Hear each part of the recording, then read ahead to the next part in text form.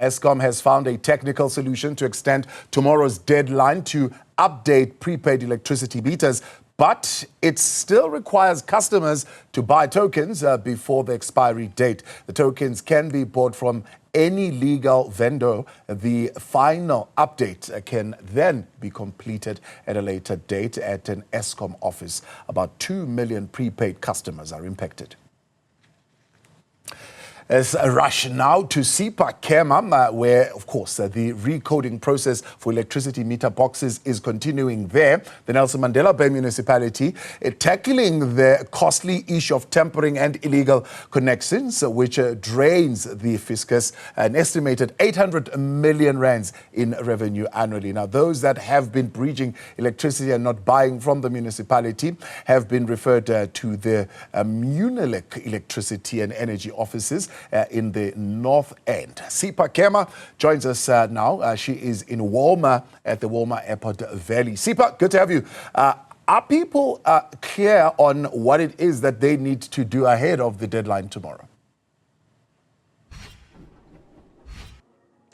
Well, Thabo, I can tell you that some people aren't clear, some people are clear, but some have heeded the call, as we showed earlier on when we were at Munich offices where they deal with the electricity and energy of the Nelson Mandela Bay Metro. But as you mentioned, Thabo, that the people who have been referred there are the ones that have been struggling to on their meters or actually access or put in electricity because they tampered with the electricity boxes. That's where they were and receiving assistance. Now, normally they would be fined to be assisted and reconnected back onto the system and the grid.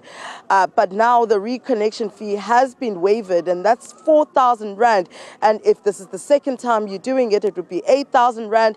And when they catch you the third time around, that's 12,000 Rand for a reconnection fee, and also for them to also work on the electricity box so that the wires are back to normal.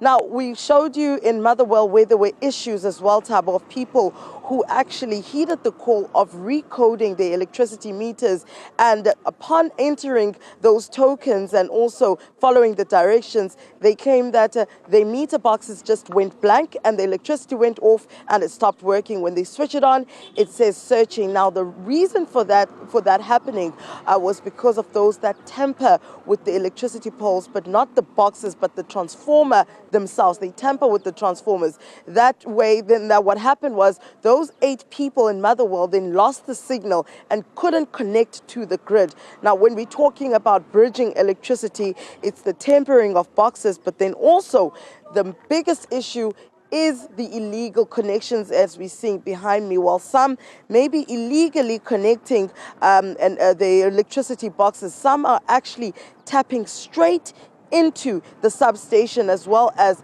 the transformers up above. Now, because of these issues and informal settlements that are connecting to transformers, some areas like the ones we visited in Motherwell had spoken to the local council as well as the municipality saying that, can you rather switch off our electricity because the informal settlement here is tapping into our transformer illegally, which of course is causing power outages. And now they've reconnected that electricity and they're finding a way forward now with the informal settlement that's close by. Now, when we come back to the bridging of electricity, Thabo, households that have come forward at the Nelson Mandela Bay municipality for assistance and those that have been bridging or tampering with their boxes, we're looking at 171,000 households, Thabo, that have been bridging electricity. Now, we're not even talking about illegal connections such as the one that we're seeing behind me. Now, out of the 171,000 households, 41,000 have actually come forward to be assisted and also to come back on the grid and start paying for their electricity at the municipality. That leaves a total of 130,000 households still sitting with those boxes. And the deadline is still tomorrow to come forward. It's still the 24th of November to come forward as well so that they're able to start paying for their electricity. Now, those offices in Munich, Thabo, will be opened today and tomorrow. Today up until 6 o'clock, tomorrow up until 3 p.m. Is there a commitment from those who've been bridging and connecting illegally to say, well, with the pardon now, not having to pay those fines, they will not reconnect illegally again going forward?